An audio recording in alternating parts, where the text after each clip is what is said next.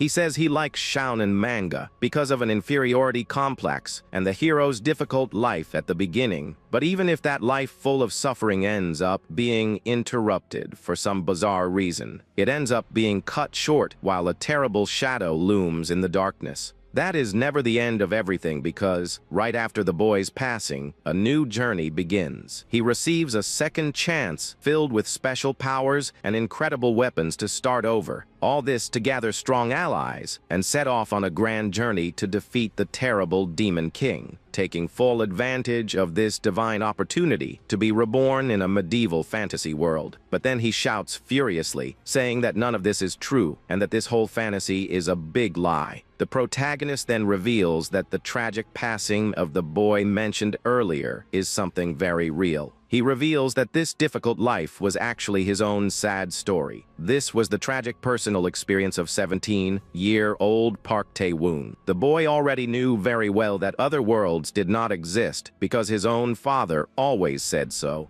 But he wonders if that difficult ending was really all that remained of his existence. He is outraged to realize that he has become just a ghost trapped in his own body in the trash. Park Tae-woon feels that becoming a vengeful spirit brings only a cold and empty sensation, a lonely and frightening experience that feels like an infinite cycle of pure suffering. He feels that if he does not maintain his sanity, he will end up turning into a terrible monster. The boy thinks that his father would go crazy if he knew that the son of a shaman had become an evil spirit. He wonders if he will just suffer eternally until he finally loses his mind and becomes a monster. Although he had chosen to move on, he did not want to stand there staring at his own physical form like that. In the middle of his lament, the boy's body suddenly stands up, startled, saying he almost did not make it. The body grumbles in pain from a twisted ankle, leaving his ghost completely confused. The young man in the body decides to live life to the fullest, leaving the true owner of the soul at a loss. Suddenly, a frightening shout echoes through the alley, drawing the attention of those nearby. The ghost shouts desperately for the intruder in his body to stop what he is doing immediately. He tries to reach the individual who is walking away, humming calmly in his physical body. Park Tae-woon shouts right in his face, asking if he cannot hear his desperate calls. The ghost realizes that the intruder can indeed hear him when he grumbles and picks up his glasses. But to Park Tae-woon's surprise, the mysterious intruder grabs his spiritual hair tightly. The young ghost is in shock, not understanding how a living human can touch a spirit. The intruder gives a firm strike to the ghost's face, telling him to be very careful with his tone of voice. The man asks who gave him permission to leave and warns that he does not accept being called a rogue. Park Tae-woon apologizes and politely asks who he is and what his situation has to do with this. The man continues tapping the young ghost's head, saying that this situation has everything to do with him. He reveals that he is actually tapping him to stop the young man from turning into an evil spirit, and the pain fades. The man asks why he thinks he can hit him, and the boy correctly deduces that he is a shaman. The intruder then reveals that he is the boy's own ancestor, and that he earned the right to be reborn there. Park Tae-woon remains confused about what that revelation from his ancestor means in practice. The ancestor loses his patience again and gives another painful strike to his descendant's ghost. He explains that he was supposed to be born as a descendant of the young man, but everything went wrong because the hair left. The ancestor sighs in annoyance, wanting to hit him more, but notices that something very strange is happening there. He reinforces that their destiny was set by universal laws and the lineage should not end like that. The man is furious because the young man simply decided to end his own life and put an end to everything. He states that the boy's sudden end is a complete absurdity that defies all the laws of destiny. The ancestor demands a convincing explanation and threatens to destroy his spirit forever right there. Trembling, the young man tries to take a deep breath to calm down and manage to tell the terrible reason for everything. He reveals that the real reason was pure fear, leaving the ancestor thoughtful about what happened. But the man decides that the best way to cure the boy's fear is to strike him until he starts talking. As he prepares to strike again, a mysterious glowing purple mark appears on his own arm. The ancestor finally understands what is happening and leaves the young ghost totally confused. The ancestor says seriously that the boy has been possessed by some extremely dark and malicious force. He becomes thoughtful, trying to understand how such deep anger could be trapped in a common boy. He admits that he has rarely seen such violent and cruel resentment, even when he was still alive in the past. The young man says that his late father was just a regular office worker, leaving the ancestor confused. He explains that his father was indeed a shaman, but had to work elsewhere because the spiritual business was doing poorly. The big problem was that one day his father traveled on business and simply disappeared without a trace. He says he inherited a vase that his father used to say was a dangerous object kept by the family for many generations. With his father away, the vase's protective seal began to wear off over time. Everything started to go wrong when the young man heard a bizarre noise while using his computer at night.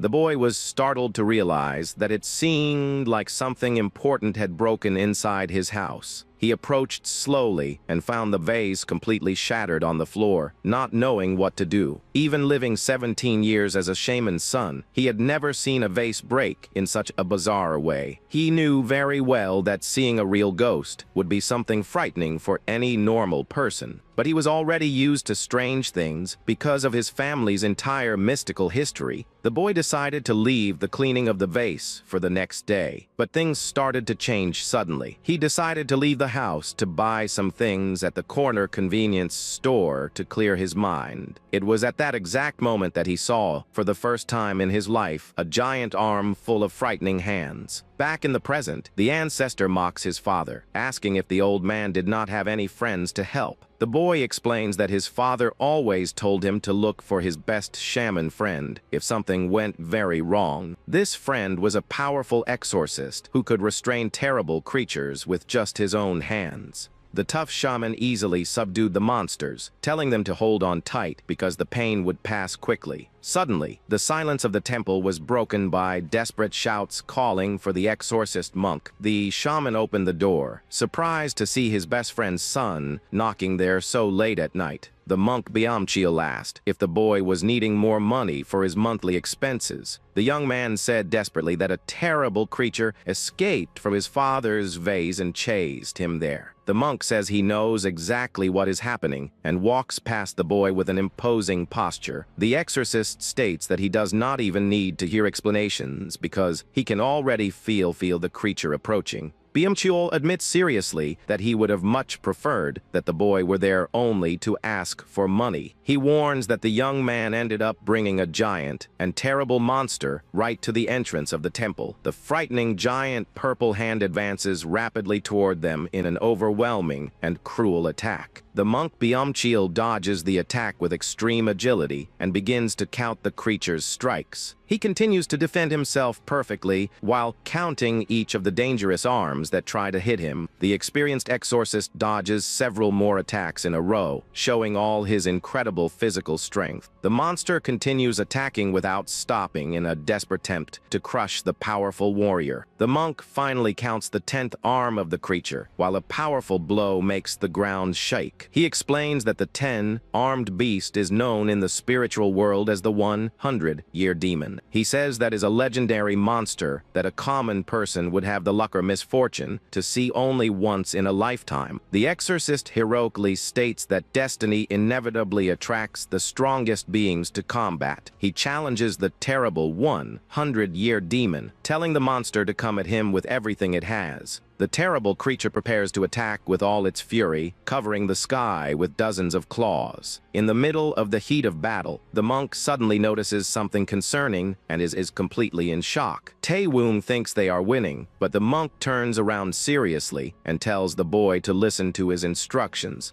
The man says there is no other safe place and orders the boy to run without looking back at his signal. Without time for explanations, he warns that if he does not return home by sunrise, the worst will happen. The monk tells the boy coldly to end his own life if he does not survive, leaving the young man shocked. But the young man understood the danger when he remembered that the 10-armed beast was an almost invincible threat. The monk shouts for him to run immediately while the monster advances with hundreds of shadowy hands. The boy fled desperately, leaving the monk behind fighting alone against that horde of claws. While waiting, the young man was consumed by the terror of the end, by his father's resentment, and by the monk's guilt. He cried a lot, apologizing without stopping until he realized that the monk never returned in the morning. The young man says he could not handle the fear, and the ancestor explains that that creature was not a 100-year demon. He insists that the monster with hundreds of hands was something infinitely more dangerous than the boy imagined. The ancestor says that these beings are living calamities that stand at the absolute top of all evil spirits. He reveals with a serious look that those monstrous creatures are called 1,000-year demons. The young man is incredulous to discover that an entity of that power level was chasing his own body. Desperate, the ghost asks what they are going to do now, but the ancestor tells him to be quiet so he can think. He deuces that the demon must have lost their trail, or that the monk Byamchiel managed to defeat it in battle. Suddenly, the boy feels strong pressure in his chest and realizes that a malicious presence is very close. The young man shouts in terror to see that the terrible living calamity has just emerged from the shadows right behind them. The ancestor realizes that the monster would never let its prey escape after feeling that crushing aura. The young man's ghost enters a complete panic while the creature extends its bizarre arms over them. The ancestor feels his spiritual power being drained but notices that the creature has the intelligence to talk. He tries to negotiate, saying he is a powerful ancestor, and asks why an immortal wants such a weak body. The 1-year demon gives a creepy smile and says that thinking this is a fight would be very barbaric. The monster states that the power difference between them is absolute, and that the ancestor is nothing but a microbe. Suddenly, an unbearable headache strikes the young ghost, making him shout in pure suffering. The creature warns that the mere desire to try to talk to a deity light is already a great offense. It says that to speak with it, he should have brought the greatest and oldest shaman kings of human history. The giant demon faces the two with its glowing eyes, stating that it would only accept speaking with legends of the past. When the creature prepares to destroy them, the ancestor gets annoyed and asks who it thinks it is talking to. The demon is surprised, and the man warns, irritated, that the monster should have agreed to talk peacefully. He cracks his neck, saying that his reincarnation is already a mess, and that the creature made a grave mistake. With his eyes glowing, he reveals himself to be Namha Chachang, the legendary second king of Silla and first shaman ruler. It all began 2,000 years ago, in the Silla era, when the legendary Namha Chachang was alive. Back then, monsters and evil spirits roamed freely and were as common as wild animals. A masked man walks exhaustedly through the forest, worried because he took the wrong path at night. Suddenly, he senses a strange presence behind him and is completely paralyzed with fear. He comes face to face with a hideous creature with sharp teeth that appears right in front of him. The man falls to the ground in despair upon realizing that the terrifying creature is the dreaded Black Death demon. He wonders how such a high-level monster ended up in a quiet village, before noticing something strange. To the masked man's surprise, the terrifying creature was already dead and hanging from a tree branch. He is confused, trying to understand who could have been capable of defeating and exorcising such a powerful monster. But soon he realizes that it wasn't the only terrible demon defeated in that deserted place. The man is in shock as he looks ahead and sees a gigantic pile of dead monsters. Among the bodies were great legends like the Phantom Spirit King and the terrible Execution Demon. All the strongest monsters of that era were annihilated together, and he wonders who could have such power. Suddenly, a mysterious voice coming from the top of the pile of bodies asks who he is. The blue-haired boy sitting on top of the creatures tells the man to approach without hesitation. That was the young Namha Chachang, only 12 years old, threatening to cut the man if he happened to be a ghost. The man is shocked to think that a youth who hasn't even reached adulthood could have done all of that. Namha Chachang begins a countdown to attack the man if he doesn't answer soon. Instead of responding with fear, the masked man shouts while laughing that it is absolutely magnificent. He advances rapidly and says that the youth has all the potential to surpass him in just 1 year. The man says he went there only because he heard rumors about the presence of a very strong exorcist. The boy tries to strike him with his blade, but the man blocks the attack and praises his incredible talent. talent. The man warns that that sword will never cut him and asks the boy to listen to his official introduction. The mysterious being boasts, saying he is the immortal one who cannot be cut by any weapon, revealing his true identity as the iron monster, Bulgasol. While the boy just observes, Bulgasol lets out a sinister smile and proposes a fun bet to the young hunter. He adds that if the boy doesn't want to accept the bet, they can simply fight. Nama Chachong closes his eyes for an instant, analyzing the situation quite calmly. The youth then puts away his weapon and decides to ask what kind of bet the monster wants to make. Bulgasol is impressed with the boy's self-control and explains that the rules are very simple. The bet consists of just managing to hit the monster a single time to win the challenge. If the boy wins, the monster promises that he will become his new martial arts master. The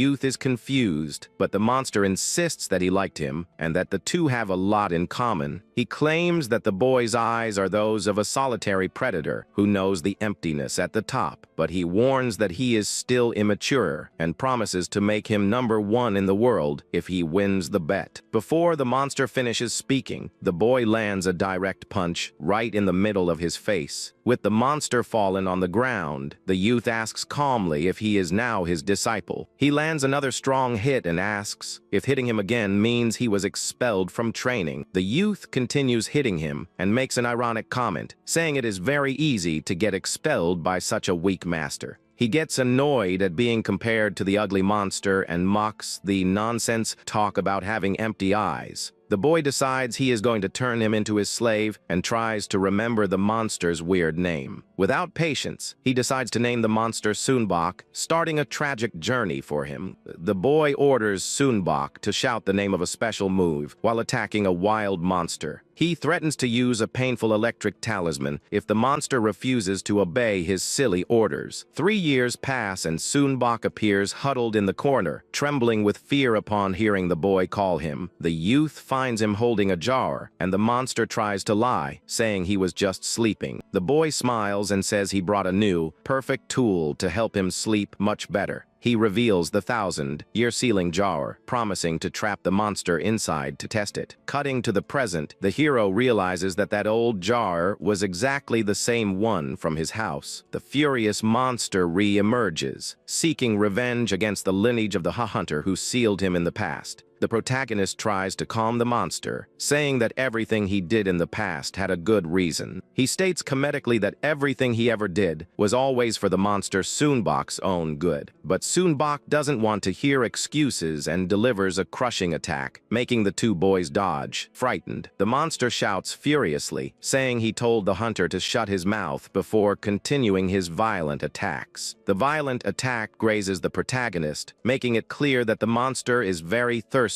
for blood. Sunbok laughs loudly at the situation and mocks the protagonist's face, saying he looks pathetic now. The monster asks if he really thought he would be dealing with the same weak Sunbok from 2,000 years ago. He says that he kept training and becoming much stronger while the hunter slept for millennia. Sunbok mocks him, saying that now the guy is nothing but a weak microbe reincarnated in a fragile body. The monster launches a crushing sequence of strikes and asks if he really believed he could win. However, in the middle of his relentless attacks, the monster suddenly feels that something very strange is happening. Even though there was an obvious difference in power, the hero kept just asking for calm in a relaxed way. The monster's Sunbok is surprised to notice that none of his powerful strikes managed to actually hit the target. The protagonist complains, saying he tried to settle it with a conversation and warns that the monster asked for this. The monster focuses his only giant eye, realizing that not a single attack touched the boy's small body. The guy leaps into the air with agility and says ironically that it's his fault for having neglected the monster's training. Sunbok is completely perplexed, not understanding how the boy can be so fast in that weak body. The hero warns that since the monster doesn't learn even by dying, he will have to get a good beating first. He prepares a devastating punch, saying they will talk properly as soon as the monster regains his common sense. A short time later, the monster appears completely defeated and with his face all deformed from the blows. Even all bruised and crushed, the monster still shouts furiously the name of his old and relentless tormentor. The scene changes to a kimbap restaurant where the protagonist explains that his soul is very unstable. While he eats, he complains that his reincarnation was a disaster and that he needed to use an incompatible power. He says they need to help him accumulate positive karma so that he can reincarnate in the correct way. The hero explains that he will do this in the best possible way by taking an attentive look at the situation of that modern era. He reflects on how the current society, full of lies and crimes, is perfect for evil spirits to emerge. The protagonist points his spoon with a confident smile, saying the answer to the problem is quite simple. He states seriously that the only viable solution is to completely eliminate all spiritual threats. The boy proudly names his new and important mission, the eradication of evil spirits from the world. He asks for their help, but the monster Soonbok slams his hand on the table furiously, shouting that is a huge joke. Soonbok complains that he cleaned up his messes for 3 years before being locked away for over 2,000 years. The monster says he is shameless, but the youth interrupts him, asking why the jar broke out of nowhere. He explains that the jar broke because the time was up and that this now guarantees a special blessing of restoration. The protagonist reveals this blessing is capable of returning the monster to his old body from when he was human. He shows the jar's seal and explains that by sticking that to his forehead, he will have his body back soon. The other boy at the table observes in silence, while the protagonist puts the monster back under contract. He promises to help Ti-Woong deal with bullies in exchange for help channeling gods and spirits. Ti-Woong asks if he really didn't turn into an evil spirit, thanks to the protagonist, who confirms it proudly. The boy with glasses gets thoughtful upon realizing that he would have been had he not been his descendant. Tae-woong remembers with sadness the terrible pain and emptiness he felt when he almost became a monster. He comments that most evil souls were just lost people who didn't understand what was happening, and he finishes by saying that they need to bring salvation to these suffering souls, instead of just destruction. The protagonist watches the boy, impressed by his courage, even though he has no spiritual ability. He is impressed to notice that the youth is about to enter a state of spiritual immersion. That was a state of near awakening that even experienced exorcists have extreme difficulty reaching. The hero laughs internally, finding the boy's naivety funny, but is happy to see that he is a legitimate heir. He says, jokingly, for the boy to talk about salvation only after getting strong, and asks them to sign the agreement.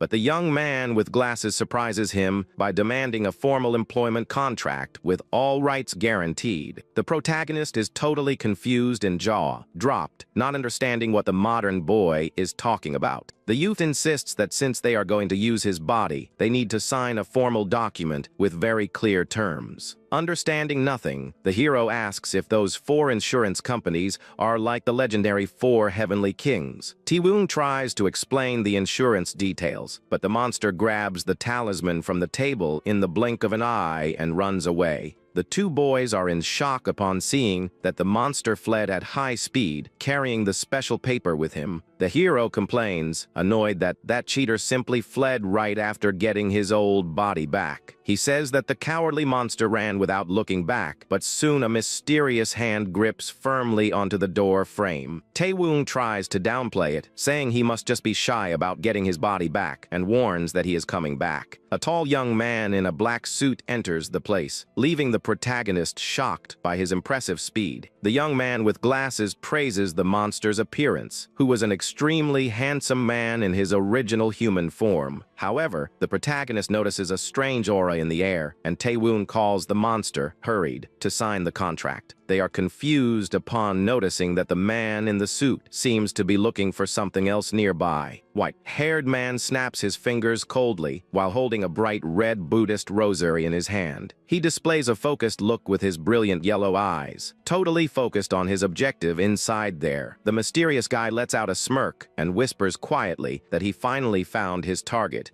The protagonist gets a bit tense upon noticing that the stranger's presence is extremely threatening. The hero pulls his descendant back, ordering him to stand up immediately upon noticing the imminent danger. Suddenly, the red rosary begins to emanate intense flames while the man prepares to deliver a blow. He invokes the power of the flames of hell, launching a devastating and scalding attack toward the boys. And an immense smoke of explosion begins to come out of the windows of the small and quiet kimbap restaurant on the street. The explosive attack destroys part of the scenery and creates a barrier of burning flames throughout the establishment. The hero shouts, furious, in the middle of the smoke, calling the attacker ignorant while protecting his descendant from the danger. He asks what the subject thinks he is doing, while the other boy notices that wasn't Sunbok. The man in the suit walks calmly and praises the hero, saying he already expected he would be able to defend the blow. The enemy says that 1,000-year-old demons are not easy to defeat, but the hero mocks him, saying that in truth they are weak. He challenges the white-haired guy, saying he is going to get a beating even worse now, but hesitates suddenly. The protagonist notices his hand trembling and remembers that he overused power in a totally untrained body. He decides to try talking because he is exhausted, but Ti-Wung begins to shout and provoke the enemy without thinking about the consequences.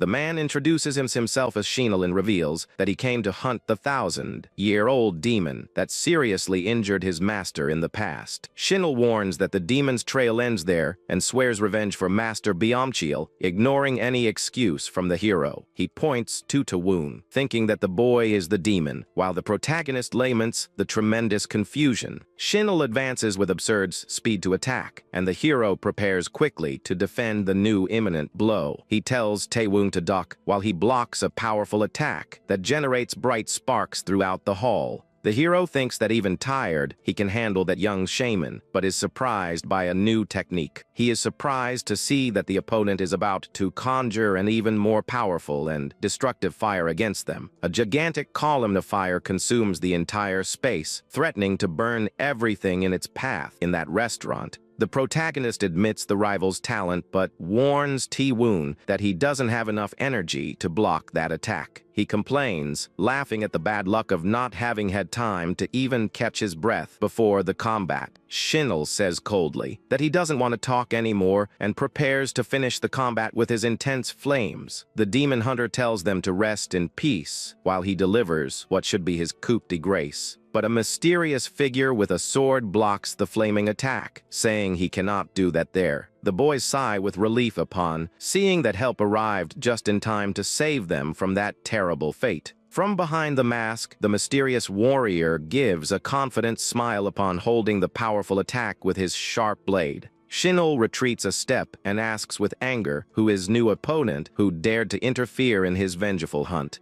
The newcomer finds the question funny and says that it is very painful not to be recognized after being hunted so much. He begins his classic speech, saying he is the immortal one who cannot be cut by any blade in this world, and he finishes by making a dramatic pause with his sword in hand, leaving everyone in the room curious about what he will say. The warrior surprises them by declaring himself the first official apostle of the group's 4 insurance companies plan. The revelation shows that Sunbok is now the apostle of the national pension, with a stunning human appearance. Elsewhere, in the ancient Biomo temple, the moonlight shines intensely in the sky under a silent and gloomy atmosphere. A monk shouts, desperate, asking them to urgently bring 5 more packages of spiritual sealing talismans. Another young priestess from the temple enters in panic and calls for anyone with remaining energy to come help soon. In the temple, the fight against the possessed captain remains chaotic, with the monks asking for reinforcements to contain his left arm. The warriors shout that there is no one left to help, while the terrible monster Byamchiel cracks the floor in fury. They report that all available personnel have already been sent to combat, while they care for several wounded on the spot. A young red-haired priestess cries of exhaustion, saying she is at her absolute limit and won't hold on. Her energy is running out quickly, but another ally shouts, ordering her to compose herself so as not to die there. He warns that the possessed captain is without a doubt the strongest warrior of all, and that no one can hesitate at this moment. Director Kim Seo shouts, ordering everyone to maintain total focus so as not to stain the good name of the Exorcist Corporation. The girl obeys immediately, even knowing that everyone is about to collapse before such crushing power.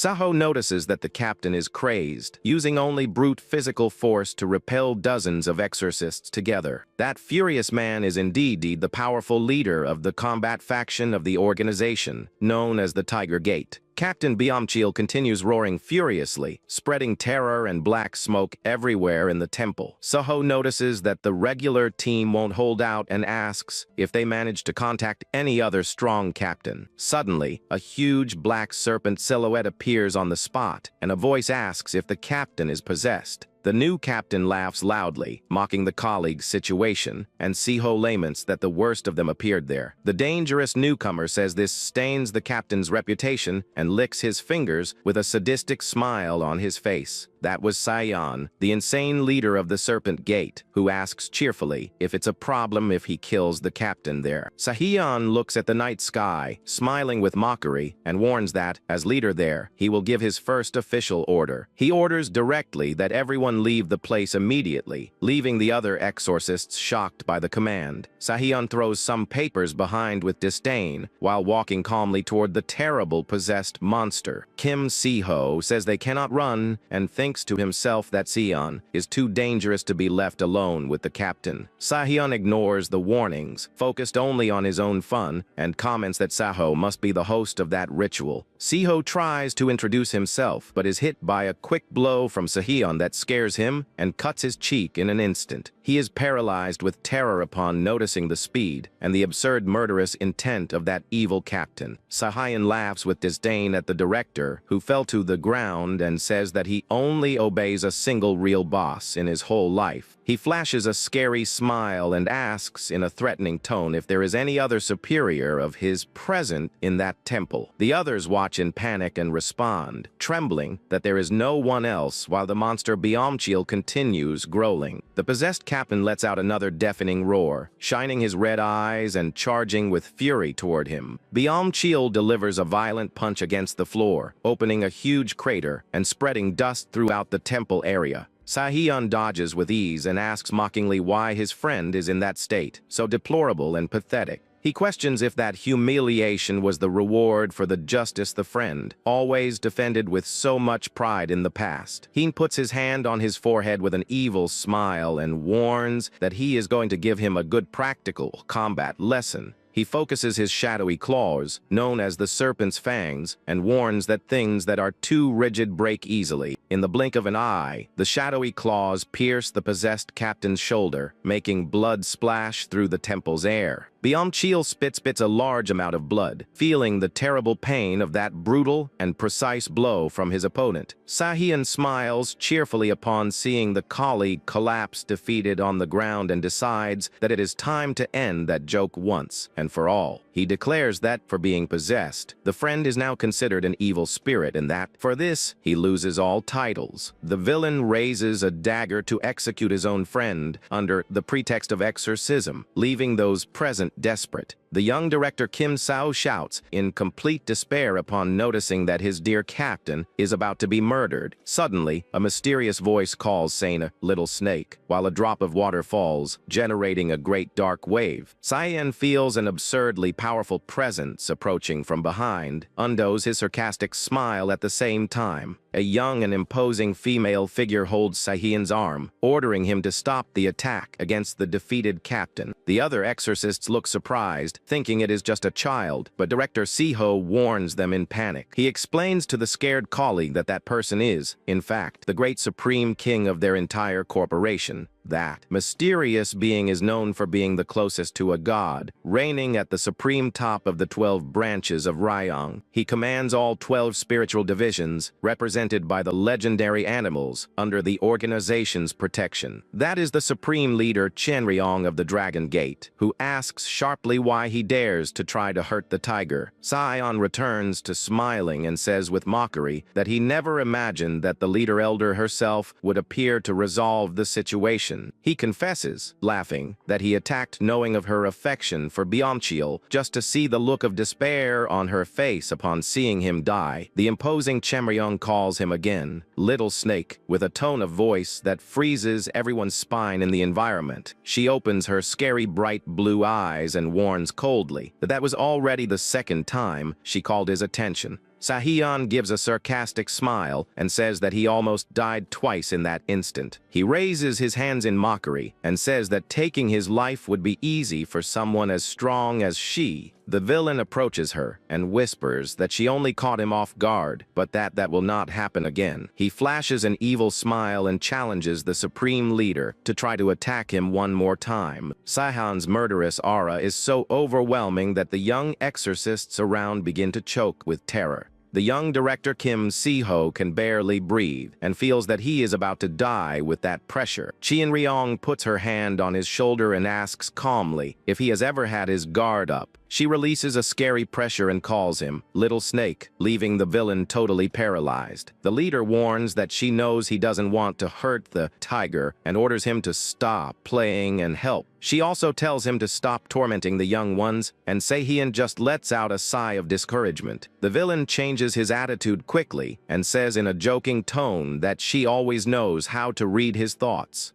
Meanwhile, the two exorcists try to catch their breath after almost dying choked. Sahyun says not to worry about Byom-kil because his research division will stitch him up in an instant. He then orders all the other exorcists to leave there by direct order of the Supreme Commander. Desperate, Kim Se-ho kneels before Chien-ryong and begs her to listen to his appeal. The young director says he knows her word is absolute, but that he needs to risk his own life there. He explains that leaving the two captains alone is too dangerous because they never got along well. Chien-ryong touches his face gently and comments that the tiger has great and loyal companions by his side. She uses her power to heal his bruised eye instantly and says that he doesn't need to worry. Cured and understanding nothing, the youth hears the leader ask Sahyun if that wasn't true. The villain just smiles and says that he still wishes very much to see her serene face contort with pain one day. Chien-ryong stares at him with a mysterious look while her eyes shine intensely in a bluish tone. And so that terrible and tense incident at the temple finally comes to an end under the moonlight. Later, Sahyun observes Byom-kil chained and asks if he is satisfied with that outcome. He promises he won't hurt him because of the agreement and guarantees he will bring him back to normal. But soon after, the villain confesses that he feels immense pleasure in seeing the suffering of those he loves. Sahyun reveals with mockery that he had already prepared a small surprise even before making his promise. He tells, laughing, that he sent his disciple straight to the 1,000-year-old demon after lying about his strength. He relishes the idea of seeing the friend's reaction upon discovering that his disciple died, but is interrupted. The villain is in shock upon turning suddenly and hearing the voice of the one who should be dead. Shinul appears safe and sound at the door, accompanied by his girlfriend, and calls for Captain Sahyun.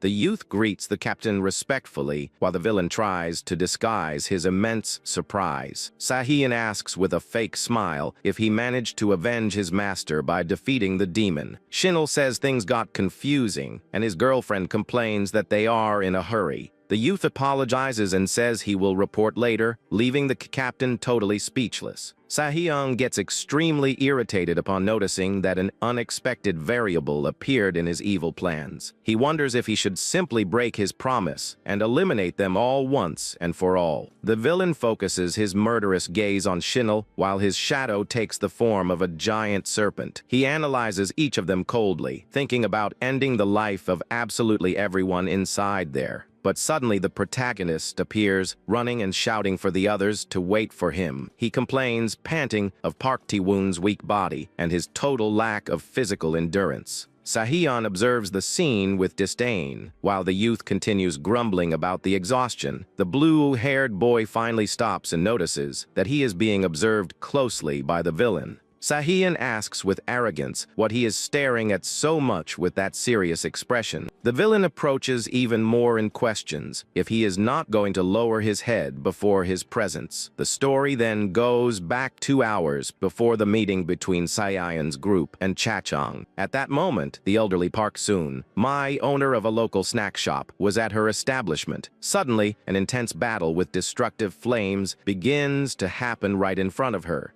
The lady observes all that destruction and thinks to herself that she has really lived enough. In the middle of the fire, Shinel is impressed to see that there is an opponent with that level of power. Shinel notices, shocked, that she easily dodges his strongest blow in a way that humans can't even see. Tae-woong asks if she is human, and the protagonist praises Sunbok, saying the synchronization with her original body is perfect. He reflects that although the human body is weaker, the white-haired opponent is still extremely skillful. Sunbok releases an impressive evil energy and asks in a mocking tone if he is already done with his silly attacks. Shinel gets furious and calls her a filthy rat, asking until when she plans to continue running from his blows. She holds his arm without any effort and warns him to watch his words if he wants to save his master. The girl reveals that she kept his master's body for herself, but that now she finally recovered her original form. She says that if he asks nicely and with respect, she might have pity, leaving the guy very angry. Shinel retorts, saying he much prefers to defeat her by force and drag her there than trust a demon. He threatens to rip her arms off, but Sunbok mocks, saying she has more than 200 arms to give him. Shinel says she likes to play with words and decides he is going to rip her mouth off first, before the arm. The girl just smiles at the corner of her mouth and doubts that his fragile rosary is capable of doing anything against her. The guy says she underestimated his power, but she points to his neck, warning that the weakness is not in the rosary. Shinel suddenly widens his eyes upon feeling a mortal danger and realizes he is totally at her mercy. Desperate, he shouts, saying he was the one who cast the curse and that she should be begging on her knees for him. Sunbok makes a funny face and asks if he wants her to rip off his arm or his mouth first. She explains calmly that his master is weak and that any bad spirit can possess his body easily. With no way out, the guy begs her to help him soon, but Sunbok demands that he call her older sister first. He warns that there is an extremely dangerous entity in his master's place, but she doubts that it is worse than her. Shinel reveals that his master was trying to seal a Juyoksini, leaving the boys completely in shock. Tae-woong asks if the monster is strong, and she confirms that he is part of the 5 elements, and that he is superior to her. That was one of the 5 worst entities of the Silla period that required entire armies to be contained. The youth worries about the fate of the monk Byumchil, but the protagonist smiles, saying that everything will be fine. He reveals, laughing, that the 5 Elements group was created by himself in the past after beating up the monsters.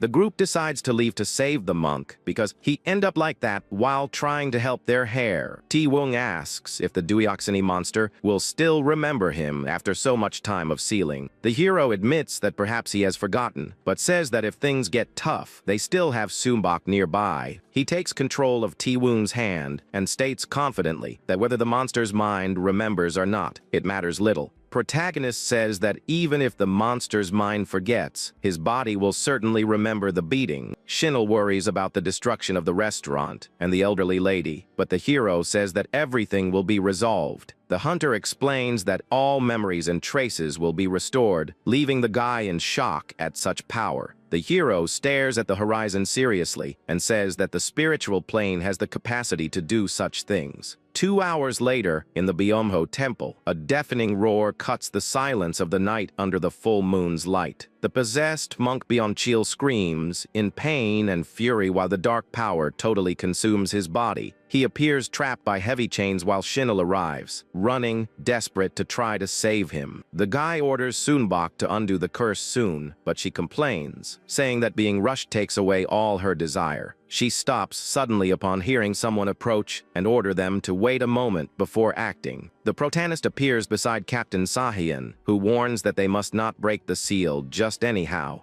Tae-woong's floating soul observes Sahian with great curiosity, trying to understand his presence. The youth feels that that man with long hair and cynical smile exudes an extremely dangerous aura. Sahian disdains, saying that that curse is of a very high level and doubts that a high schooler can solve it. Sunbok gets irritated for being called a high schooler and thinks to herself that it was she who created that curse. She remembers 2 hours ago when Shinel explained the role of balance that their corporation exerts. The guy had warned that their presence is seen as a great dangerous anomaly by the organization. For this reason, he asked them not to reveal their true identities to avoid new confrontations. to disguise. Soonbok invented that she was just spying on her boyfriend, leaving Shinul completely shocked. The guy complained about the silly lie, but she responded, whispering that she panicked and invented that on the spot. The protagonist interrupts the silly conversation and says they need to undo the seal and the curse at the same time. He warns that if they break the seal, the possessed monster will attack them with everything and destroy the entire sacred temple. The hunter says he planned to wait for the monster to get tired, but warns that now it won't be necessary to do that anymore. Soonbok changes her expression quickly and pretends she understood the hero's entire plan perfectly. Sahian asks if he should undo the spell right from the start, but she warns that that depends on his skill. She says she can do her part, and the villain invites her to his division, but Soonbok changes the subject immediately. The possessed captain begins to growl, and Sahian boasts, saying he is going to show something incredible to her. He insists that she join his team, but Soonbok makes an ironic comment, saying she needs to ask permission from her parents. The villain gets confused with the mocking answer, but before he can say anything, she moves at high speed. Suddenly, the possessed captain breaks free and hits a devastating punch right in Sahian's face. The brutal blow generates an immense burst of destructive energy that throws the captain away and scares the others.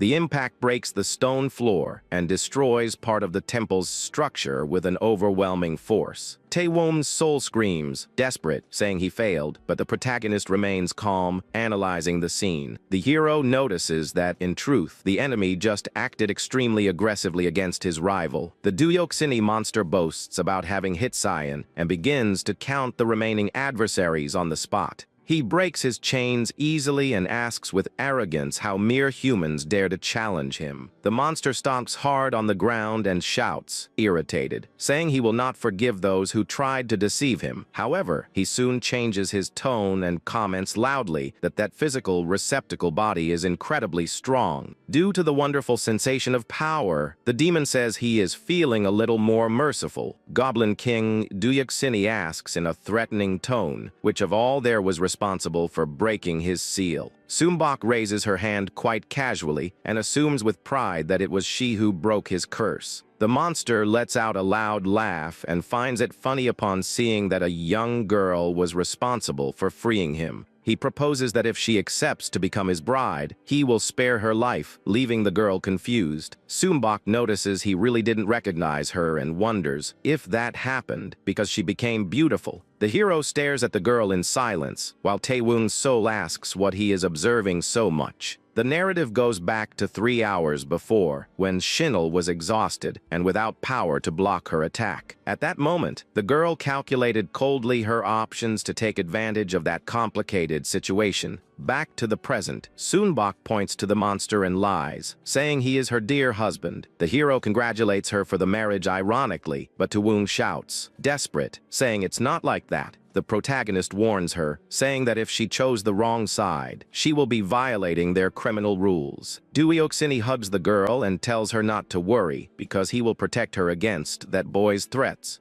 The monster feels the hero's spiritual energy, but notices that it is weak and unstable like a candle in the wind. The protagonist calls him a goblin and questions how he doesn't recognize him, even feeling his spiritual power. He begins to complain about the monster's forgetfulness, but stops suddenly upon noticing an obvious detail. The hero remembers that his current power is at the minimum limit, and that because of that, the monster would never be able to recognize him. The protagonist flashes a smile, finding that confusing situation extremely fun and interesting. He says that now he understands Soonbok's confidence, but warns that she committed a gigantic mistake this time. The hero approaches the monster and states that in the world of goblins, loyalty is much more important than life. Soonbok begins to sweat cold from nerves upon noticing that the hero is going to use some tactic to convince the goblin. She tries to make him remember something, but the monster gets irritated and asks what kind of nonsense she is talking about. The hero remembers with nostalgia about the blows they exchanged under the Jingo tree on an autumn night. He hugs the monster in a friendly way and states with a smile that he, in truth, is his older brother. The hero introduces himself as Chakhong, the supreme master who defeated the goblin for the first time in his life. He repeats the hug, saying that once a brother, always a brother, while the monster stares at him, surprised. Soonbok is shocked with the revelation, while the possessed monster repeats Chakong's name in doubt. The girl trembles with terror upon noticing she may have violated the important law article of their lineage. She begins to cry out of despair and regret, fearing the terrible consequences of her silly betrayal. Soonbok revolts and shouts, inconsolable, asking the reason for the protagonist being her goblin's brother. Suddenly, the monster grabs the hero by his shirt collar and asks, irritated, who is Chakong to be his brother? The hero gets confused and asks if he is not the goblin king Cheong Bai, but the monster doesn't recognize the name. He laughs loudly and explains that Cheong Bai was the first generation leader, while he is Juk Bai, the third generation leader. The new leader warns that he is going to kill them all there, while Shinnel prepares his desperate combat flames. Upon noticing that the monster doesn't know the hero, Soonbok flashes an evil smile and plans her revenge. Soonbok lets out a sigh of relief and wipes a fake tear, happy that her lie plan worked. In that world, there existed monsters known as Dokabis, who possessed physical attributes much superior to humans. These monsters were moved by hormones and dopamine, and their biggest source of fun in life wasn't alcohol or pleasure. For them, bloody combat to test their own strength was considered the noblest and most sacred ritual of all. However, as the established hierarchy lasted forever, the fights between them began to disappear with time. Thinking of this, their first king organized a bloody tournament every 100 years called the Dokabi War. That ritual served to define their new supreme leader, who would assume the powerful title of Duoxini. While the elder explained that the final was about to end, the young Jukbi interrupted him, asking who was the king. The youth held the elder's beard with disdain and demanded to know immediately who was the strongest warrior of all there. Upon knowing that the guy was only 92 years old, the elder commented that he was basically a miner. The elder revealed that the strongest was the second Duoxini, who had already governed absolutely for over 1,000 years. He explained that although their average lifespan was shorter, that ruler exceeded all expectations of age. In the past, the powerful King Nokwangbai easily defeated all opponents who tried to challenge him in the tournament. He used to praise the fallen adversaries on the ground after demonstrating his sovereignty in combat fairly. Suddenly, the young Jiobi emerged before the king and challenged him for a direct combat for the supreme throne, congratulated the king for his long journey, but made it clear that he was there only with a single goal in mind. The guy asked directly if he was the king and prepared for combat without demonstrating any kind of fear. He introduced himself as Jopi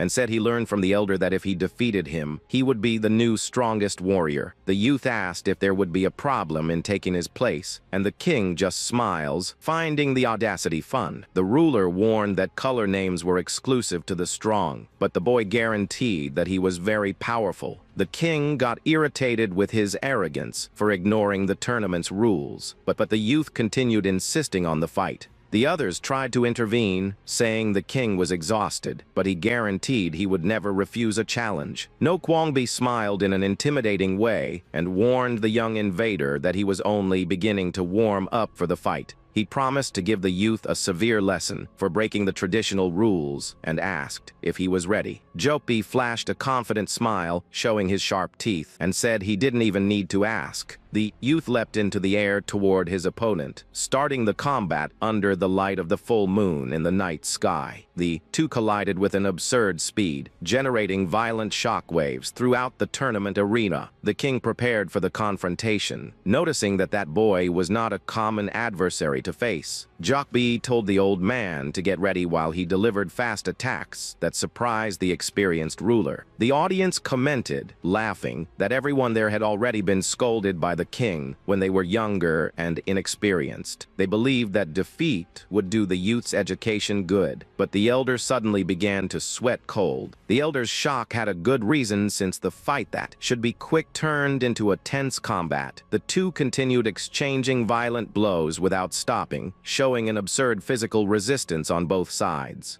The fierce and balanced battle extended surprisingly, leaving all the spectators speechless. The other monsters watched, incredulous, without understanding how a youth managed to fight on equal terms with the king. The elder explained that although the guy was talented, the king still had the advantage of almost 1,000 years of life. He stated that the ruler's experience was superior, while the king delivered a crushing attack against Jopi. The elder predicted that that talented youth would certainly be the next Duoxini, and his prediction was not wrong. However, the old demon ended up letting pass a single and important detail about the determination of that youth. The combat that should end quickly continued for hundreds of blow exchanges, extending for an entire day. 2 days passed, and the two relentless warriors continued fighting without demonstrating any sign of exhaustion. 3 days of intense combat were completed with both monsters delivering destructive attacks against each other. The insane fight continued without stopping until reaching the unbelievable mark of 4 days of pure violence. Finally, after 4 days and more than 4 hours of uninterrupted confrontation, the combat came to its end. The loser of that historical battle was decided when one of them collapsed, exhausted and seriously wounded, on the ground. The powerful king Nokwongbi looked at the sky in silence, accepting his defeat after such a formidable confrontation. The detail that the elder forgot was that the king title would be transferred definitively in just 4 days. Jopi admitted he conquered the throne ignoring the rules, but breathed a sigh of relief upon seeing that the combat had ended. He turned to the audience and asked if any of them had any complaint about a youth assuming power there. Seeing his absurd strength, all the monsters bowed in respect, accepting the new Duoxini king of that generation. Jukbai assumes an evil expression and says he is going to inherit the throne and the desire of his former predecessor. He celebrates, saying he will reign for a long time, but Sahian appears behind him and warns that the reign ends today. The new Goblin King is surprised and scared upon noticing he couldn't notice his presence approaching. Cyan asks why they have such secret tournaments and comments on the long time they spent looking for them. The Dakabai elder gets furious and shouts, asking how a mere human dares to interrupt their sacred tournament. Sehion smiles with mockery and warns the elder to be very quiet if he doesn't want to suffer the consequences. In that same instant, a large team of exorcists from the organization appears and surrounds the entire tournament location. The villain warns it would be tragic if they hurt themselves, while the monsters are surprised by the ambush. Jopi grinds his teeth with anger upon noticing that the cowardly humans waited for them to be exhausted to attack. Furious with the betrayal, the monster charges with everything toward Sound, delivering a violent and destructive attack. Sahian dodges easily and comments, surprised that he still has quite a lot of strength even after fighting for days. The villain closes his eyes with a cynical smile on his face, while preparing to deliver a quick counterattack. He hits a brutal kick exactly in the monster's open wound, taking advantage of his physical weakness. Jukbi screams in pain upon being thrown far, and Cyan mocks, saying that blow must have hurt quite a lot. Fallen on the ground and without strength, the monster curses the exorcists, calling them all cowards without honor. Sahion just smiles and responds comically that they really are just very cowardly humans. The villain boasts of his lack of honor, leaving the new Goblin King even more irritated with the situation. Back to the present, the monster says killing them wouldn't be enough, but decides to calm down for a special reason. He stares at Sunbok and says his anger decreased a little for having managed to get such a beautiful bride for himself. The monster praises the great synchronization of Biomchil's physical body while holding the hero by the neck. He praises the monk for managing to train a human body until reaching the resistance level of a Dokabi.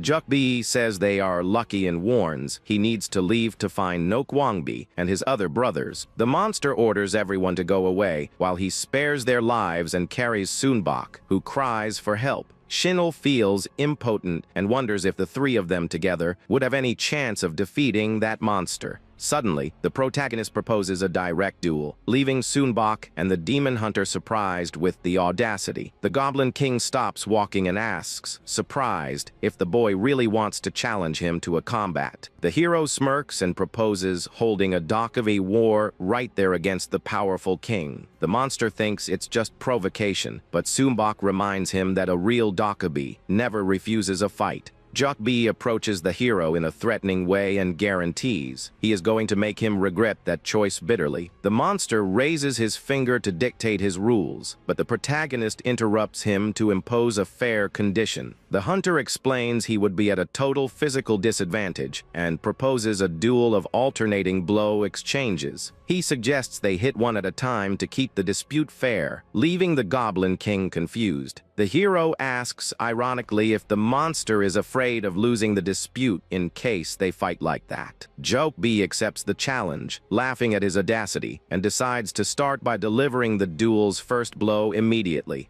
Without hesitating, the monster hits an overwhelming punch that strikes the hero's face with brutal and destructive force. The Goblin King praises the youth's courage and states he held back his strength so as not to kill him right in the first blow. The hero is thrown backward, spitting blood, while the monster comments he must be a strong man. Jokbi warns with arrogance that he is the strongest king in history and that there are limits that humans do not cross. The monster hopes the beating served as a lesson while Shinnel runs, worried, to help the companion. But to everyone's surprise, the protagonist remains conscious and warns quietly that now it is his turn to hit. He gets up, wiping the blood, and repeats that it is his turn, leaving the monster and the hunter in shock at the scene. The hero complains, irritated, at Taowong's soul for not training his own body properly in his day-to-day. He notices that, despite the exhaustion, the resistance and durability of that human body are absurdly abnormal. The hunter remembers the youth had already survived a fall from a building without suffering any serious scratch. He analyzes his hand and concludes that that is not a common body, but rather the physical body of a legitimate successor. The protagonist flashes an enigmatic smile upon noticing that great revelation changes the combat's course totally. He warns the Goblin King that he planned to take it easy, so as not to damage the monk's body, but that now he is going to attack with more force. The hero says he changed his mind about just demonstrating dominance, and the monster asks, irritated, if he went crazy. The hunter walks in an imposing way and responds that the one who went crazy was the monster for daring to mess with him. Soonbok smiles at the corner of her mouth upon seeing the scene and mocks, saying the goblin is going to learn the lesson the worst way. The hero wipes the blood and warns the monster that no matter the mountain's height, it is still just a mountain. He clenches his fists and tells the Goblin King to get ready to receive a real lesson from now on. The protagonist delivers a devastating punch with full force, promising to show him the true vastness of the sky. Jokbi is completely in shock upon noticing the speed and the absurd power of that inevitable blow. Gigantic explosion of spiritual energy happens on the spot, destroying everything around with the punch's impact. A young girl with pink hair appears in the temple's surroundings and observes with admiration the immense destruction caused. She is surprised with such spiritual strength and comments quietly that what she is seeing is unbelievable.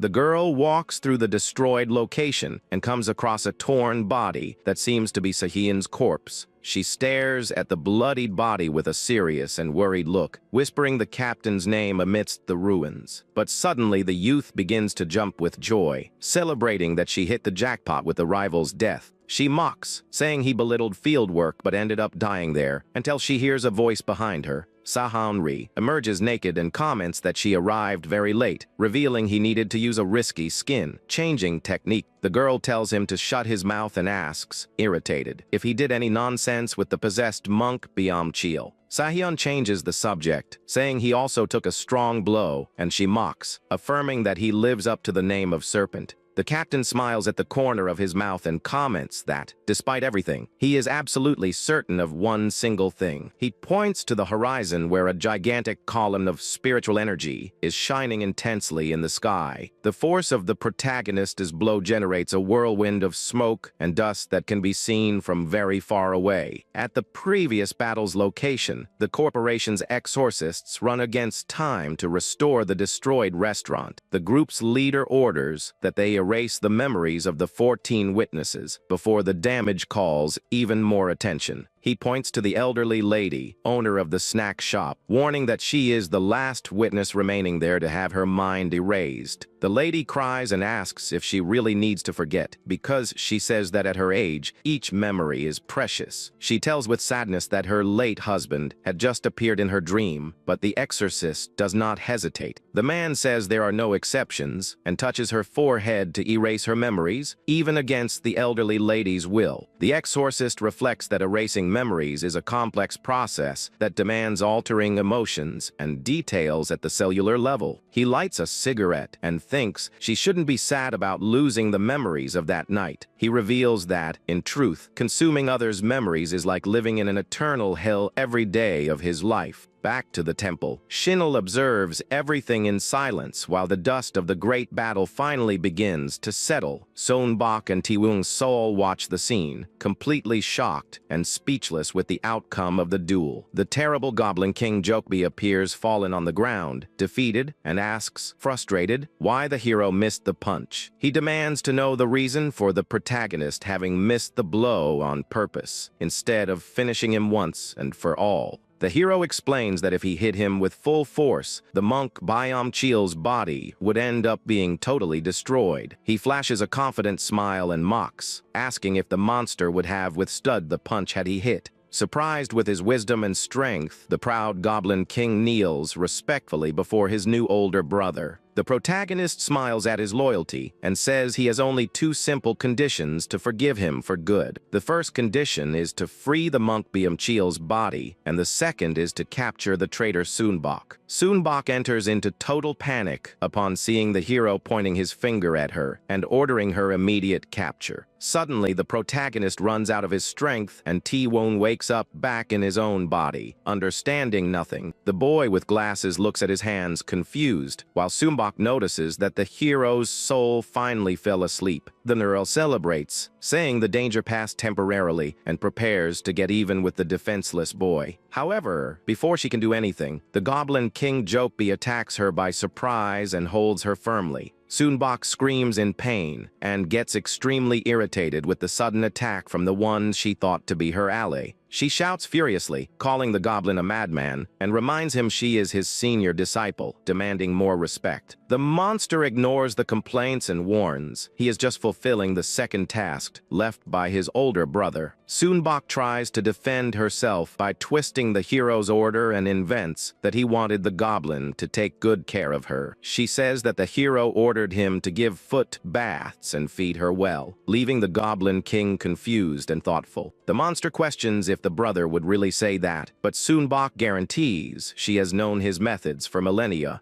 The girl points her finger and questions why the younger goblin is interpreting the brother's orders however he wants. The monster falls for her trap and agrees that the interpretation makes sense while Sonbok takes advantage of his naivety. She orders him to kneel while Shin'il runs to Tiwoong to ask if the boy is fine. The youth asks why he didn't get hurt by the goblin's punch, and Shin'il reveals that the resistance is from his own body. Shin'il observes Tiwoong with great attention and notices that his old prediction about the boy was right. The youth is completely shocked to hear that he is the legitimate successor of a great spiritual lineage. Shin'il begins to explain that first he needs to understand the concept of ancestral divinity that governs the clan. He explains that legendary ancestors with special powers are the great source that originates all spiritual DNA. With the passing of generations, that DNA accumulates until someone with the ancestor's power finally is born in the clan. Those rare individuals with special gifts are called successors, and the current heir is the young Tiwoong. The boy with glasses gets very confused with the revelation and asks for a moment to digest that crazy information. Tiwoong asks if his missing father was also a successor, but Shin'il says he was just a common shaman. He says the successor skips several generations, and the youth worries even more about his father's disappearance. Taewon begs for help to find his father, but the hunter warns that doing that without the organization is quite difficult. Shinil insists that the youth join their group, promising protection and total support to find his father. But the boy shouts, refusing the offer immediately for not trusting the way such a company deals with them. Shinil tries to calm him down, explaining that because he is a successor, the company's treatment will be very different. Subak interrupts the conversation with disdain, and the goblin complains about the humans who always attack their monsters. Suddenly, a girl with pink hair appears hugging Sunbok and says that the organization is not that bad. The mysterious youth says as she arrived late for fighting with Saihyun, and Sunbok gets scared for not noticing her arrival. The girl in the cap turns to the group and says calmly that they need to organize all that mess first. Even the powerful Goblin King sweats cold upon noticing he couldn't feel the human's presence. The youth waves cheerfully to Shinil, leaving the hunter and the protagonist surprised with her sudden arrival. Shinil greets her as Captain Maoyan, revealing she is the great leader of the group's important Ravit division. Maoyan says she has a lot of intimacy with his master and asks with a smile for him to tell all the news. Suddenly, she assumes a gloomy look and asks coldly if she needs to eliminate the goblin monster right there. But the Goblin King says seriously that she doesn't need to do that because he already made a promise to the hero. The monster explains that his older brother ordered him to return the monk's body to the original owner without hesitating. He guarantees he is going to fulfill his word, and Mayan stares at him with curiosity, finding his attitude very strange. Shinil agrees, saying that a dark cabbie's promise is reliable and decides to accept the peace agreement with them. The captain asks if the only outsiders are Sunbok and Taewon, who just confirms in silence with his head. Mayan decides to resolve the misunderstandings before they say goodbye, leaving the boy with glasses quite confused. She flashes a gentle smile and warns that she recommends the company, but guarantees she won't force anyone to join. Taewon is surprised, and the captain holds both their hands in a friendly way, confirming they are free. Maoyan says that forcing people would be like acting like a cult and guarantees they are good people. But she warns, smiling, that as they got involved, the karma was activated, and they will fatally meet again. The boy tries to question what she meant, but Sunbok just prepares to leave there at once. Suddenly, a blinding shine begins to cover their bodies, leaving the protagonists scared with the process. Mayan says goodbye, saying they will only return after experiencing great adventures around the world. The youth's soul is pulled by a portal while he hears the captain say they will bring back incredible stories. Sunbok also falls through the same spiritual whirlwind while she holds her weapon in silence during the entire trip. Maoyan shouts that she will be waiting anxiously for their return while Taewon begs, desperate for her to wait. The youth continues shouting in the vacuum until he falls hard on the ground, right in front of the small kimbap restaurant. He looks around, shocked, upon noticing that the snack shop and the whole street return to normal as if nothing had happened. Taewon notices that the elderly lady is fine, and Sunbok observes the scene in silence, thoughtful about the captain's immense power. She advises the youth to join the organization, leaving him confused, since she was against that previously. Sunbok thinks to herself that as much as she was caught off guard, that girl's strength was too monstrous. She remembers that the other captain withstood a direct punch from the Goblin King and kept acting normally with her. The fact that he chatted calmly after receiving that overwhelming blow leaves the hero quite surprised. Sunbok concludes that the monk's body also exceeded all human limits and remembers that Shinil called them captain. She deduces there are at least 3 warriors with that level of absurd power acting within the organization. Besides that, she remembers there is still a mysterious boss commanding all the captains from the top of the hierarchy. Sunbok says it would be very wise to have such a strong group as an ally and asks what the boy intends to do now. She states that only the weak need help and says goodbye, saying she is going to enjoy her new human body. Sunbok tells the youth to go to school, saying there must be people waiting for him, and the boy gets quite confused. The youth begins to think about school under the blue sky and wonders who would really be waiting for his return. A red-haired and very muscular boy appears in the classroom, complaining that the youth has been missing for 2 whole days. The bully grinds his teeth with pure fury upon remembering he bought a fake talisman and that he was deceived by the guy. Taewong scratches his head, quite worried, upon remembering that the only ones waiting for him at school only want to kill him.